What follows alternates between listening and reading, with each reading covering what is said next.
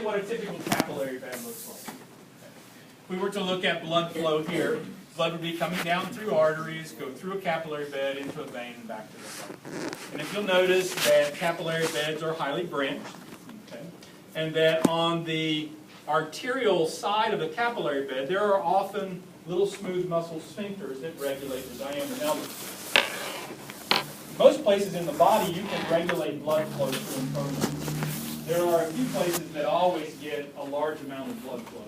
The liver always gets a large amount of blood flow, kidneys always get a large amount of blood flow, your brain always gets a large amount of blood flow. But nearly every other organ in the body, you can regulate the amount of blood. You send more blood there if it needs it, less blood if it doesn't.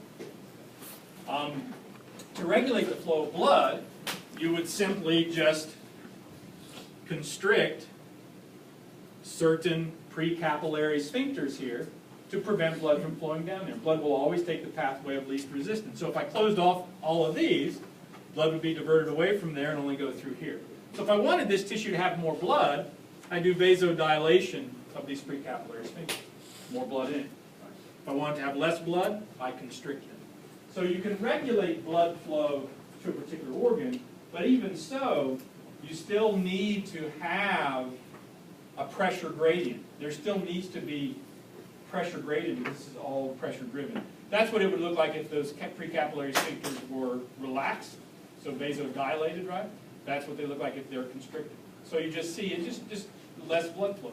So if you have less blood flow, you get less exchange with whatever tissue that this is supplying. It makes sense, it's easy enough. Right? Less nutrients, less oxygen. Now, what we want to look at is what happens in this capillary bed. Okay? Now to do that we have to look at some pressures. I'm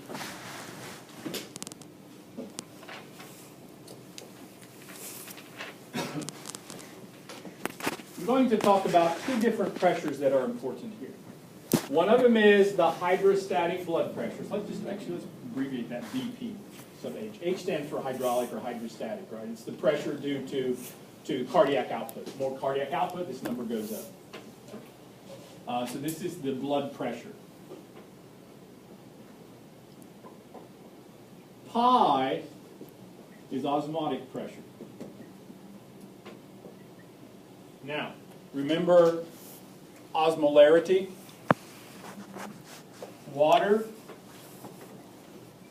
wants to go from a low osmolar area, right, to a higher osmolar area. Does that make sense? Mm-hmm. You okay with that? Mm-hmm. Blood plasma. So what are our two fluid compartments here? Interstitial fluid and plasma. Blood plasma is very high in protein. And these proteins, all the albumins, have you heard of those? Like all the albumins, immunoglobulins, all of the proteins that are important in forming antibodies and things like that. These are carried in blood plasma. And they're too big to fit through these slits, so they stay in the blood plasma.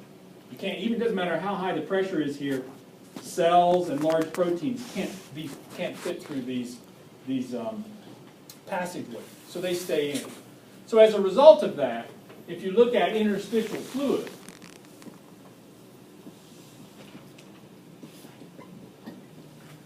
compared to blood plasma, is there a difference in osmolarity between these two? Which one's going to be hyperosmolar? Plasma. This is going to have a higher osmolarity. This is going to have a lower osmolarity. You okay with that? Tell me what that means about the movement of water. It's going to want to go from where to where? Water is going to want to come from here into blood plasma. Does that make sense? Okay.